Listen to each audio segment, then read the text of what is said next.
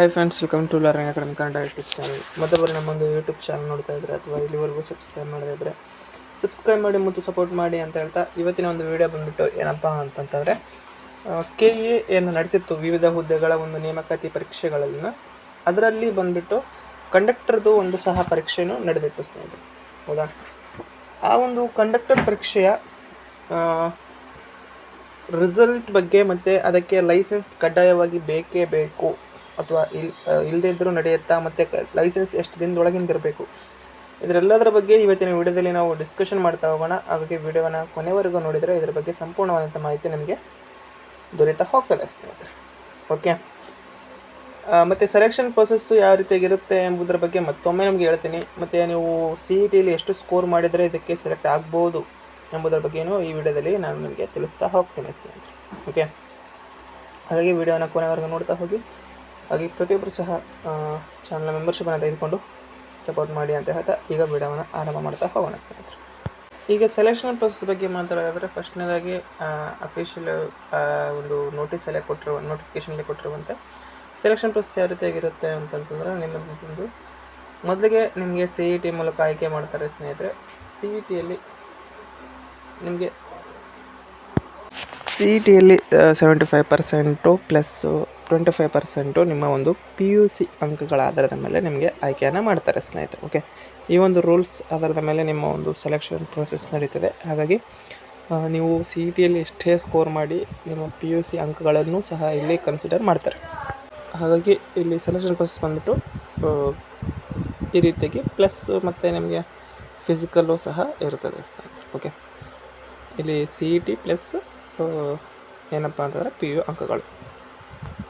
Licence ಬಗ್ಗೆ, conductor licence ಸಹ ಕಡ್ಡಾಯವಾಗಿ ಬೇಕೇ ಬೇಕು ಅಂತಂದರೆ 100% ಬೇಕೇ ಬೇಕು. ಇದನ್ನು ಅಫಿಷಿಯಲ್ ನೋಟಿಫಿಕೇಷನಲ್ಲಿ ಕೊಟ್ಟಿರುವಂತೆ ನೀವು ಈಗಾಗಲೇ ಅದನ್ನು ತೆಗೆದುಕೊಂಡಿರಬೇಕು. ಹಾಗಾಗಿ ಇದರಲ್ಲಿ ಯಾವುದೇ ರೀತಿಯಿಂದ ಎಕ್ಸ್ಪೀರಿಯನ್ಸ್ ಅಂತೇಳಿ ಏನು ಮೆನ್ಷನ್ ಮಾಡಿಲ್ಲ. ಕೆಲವೊಂದು ನೋಟಿಫಿಕೇಷನಲ್ಲಿ ತೆಗೆದು 2 ವರ್ಷ ಆಗಿರಬೇಕು, ಆಗ ಮಾತ್ರ ನಿಮ್ಮನ್ನು ಅವ್ರನ್ನ ಅಪ್ರೂವ್ ಮಾಡ್ತಾರೆ. ಬಟ್ ಈಗಲೂ ಸಹ ನೀವು ಹೋಗಿ 4,000 ರಿಂದ 5,000 ಆಗುತ್ತೆ. ಒಂದು 15 ದಿನದೊಳಗೆ ಅಥವಾ ಒಂದು ತಿಂಗಳದೊಳಗೆ ನಿಮ್ಗೆ ಏನಾದರೂ ಪರಿಚಯ ಇತ್ತು ಅಂತಂದರೆ ಬೇಗನೆ ಮಾಡಿ ಕೊಡ್ತಾರೆ.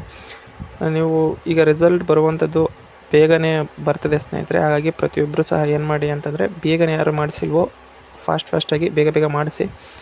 ಇದರ ಬಗ್ಗೆ ಯಾವ ರೀತಿಯಾಗಿ ಮಾಡಿಸ್ಬೇಕು ಅಂತ ಏನೋ ವಿಡಿಯೋ ಮಾಡಿ ಅಂತ ಜಾಸ್ತಿ ಜನ ಕೇಳಿದರೆ ಖಂಡಿತವಾಗಿ ನಾನು ಮಾಡ್ತೀನಿ, ಯಾವ ರೀತಿಯಾಗಿ ಫಸ್ಟ್ ಸ್ಟೆಪ್ ಏನು, ಸೆಕೆಂಡ್ ಸ್ಟೆಪ್ ಏನು ಅಂತ. ಓಕೆ, ಹಾಗಾಗಿ ಪ್ರತಿಯೊಬ್ಬರು ಸಹ ಮಾಡಿಸಿ ಅಂತ ಹೇಳ್ತೀನಿ. ಈಗ ಮತ್ತೆ ಇಲ್ಲಿ 90+ ಸ್ಕೋರ್ ಇದ್ದರೆ ಆಗುತ್ತಾ ಅಂತ ನೋಡಿದ್ರೆ, ಇನ್ನು ಕಟ್ ಆಫ್ ಬಗ್ಗೆ ಹೇಳಿದ್ರೆ, ಕಟ್ ಆಫು 90+ ಇದ್ದರೆ ನಿಮ್ಮದಲ್ಲಿ ಸೆಲೆಕ್ಟ್ ಆಗುತ್ತಾ ಅಂತಂದರೆ ಹೇಳೋಕ್ಕಾಗಲ್ಲ ಸ್ನೇಹಿತರೆ. ಯಾಕಂದರೆ ಕಟ್ ಆಫು ಪ್ಲಸ್ ನಿಮ್ಮ ಒಂದು PU ಅಂಕಗಳನ್ನ ಕನ್ಸಿಡರ್ ಮಾಡೋ ಕಾರಣಕ್ಕಾಗಿ ಕಟ್ ಆಫಲ್ಲಿ 90% ಅಥವಾ 100 ಮಾರ್ಕ್ಸ್ ಇದ್ದರೆ 75 ಮಾರ್ಕ್ಸ್ ನಿಮ್ಮನ್ನ ಕನ್ಸಿಡರ್ ಮಾಡಿ, ಇನ್ನು 25 ಮಾರ್ಕ್ಸು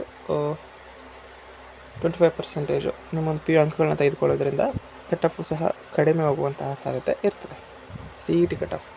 ಹಾಗಾಗಿ ಅವರು 30% ಮಾತ್ರ ಕನ್ಸಿಡರ್ ಮಾಡಿದ್ದಾರೆ. ಈಗ 35% ಇದ್ದವ್ರದ್ದು ಮಾತ್ರ ಲೀಸ್ಟಲ್ಲಿ ಬಿಡ್ತಿದ್ರು. ಬಟ್ ಈಗ ಈ ಕಂಡಕ್ಟರ್ ಮಾತ್ರ 30% ಯಾರೆಲ್ಲ ಕ್ವಾಲಿಫೈ ಆಗಿರ್ತಾರೆ ಅವ್ರದ್ದೆಲ್ಲರದ್ದು ಸಹ ಇದು ಲೀಸ್ಟಲ್ಲಿ ಇರ್ತದೆ. ಹಾಗಾಗಿ ಪ್ರತಿಯೊಬ್ಬರು ಸಹ ಸೆಲೆಕ್ಟ್ ಆಗುವಂಥ ಚಾನ್ಸಸ್ ಇರ್ತದೆ ಸ್ನೇಹಿತರೆ. ಈಗ ಯಾರಾದ್ರದ್ದು ಲೈಸೆನ್ಸ್ ಇಲ್ವೋ ಲೈಸೆನ್ಸನ್ನು ಮಾಡಿಸಿ. ಮತ್ತು ಕಟ್ ಆಫ್ ಬಗ್ಗೆ ಡೀಟೇಲ್ಸ್ ಆಯಿತು.